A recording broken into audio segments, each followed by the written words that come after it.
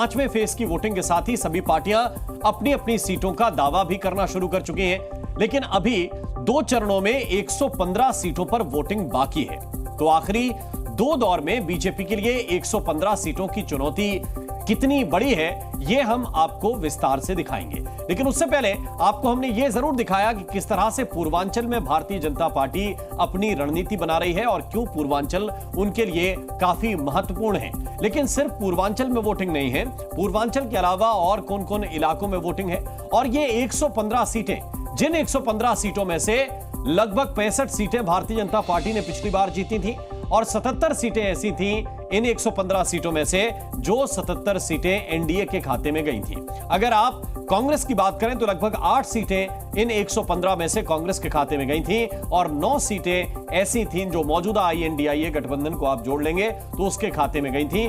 ये हम बात आपको बता रहे हैं पिछले चुनाव की।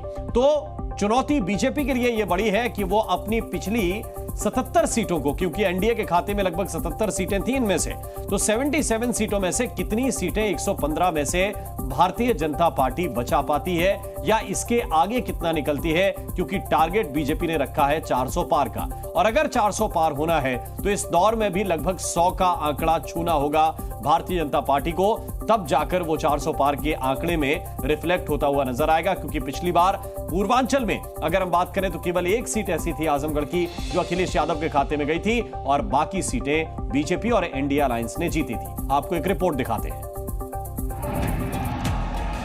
24 के सियासी संग्राम में बीजेपी ने कभी आरक्षण, कभी सनातन तो कभी पाकिस्तान का नाम लेकर विपक्ष को खूब घेरने की कोशिश की।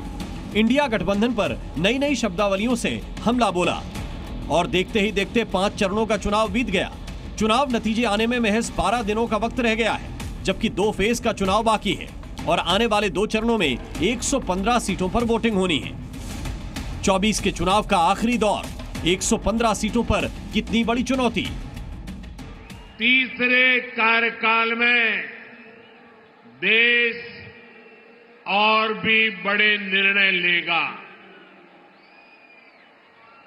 आप सब देखिए, ये संयोग देखिए, इस बार चुनावों के परिणाम 4 जून को आने वाले हैं। अब पूरा देश कह रहा है 4 जून को 400 पार।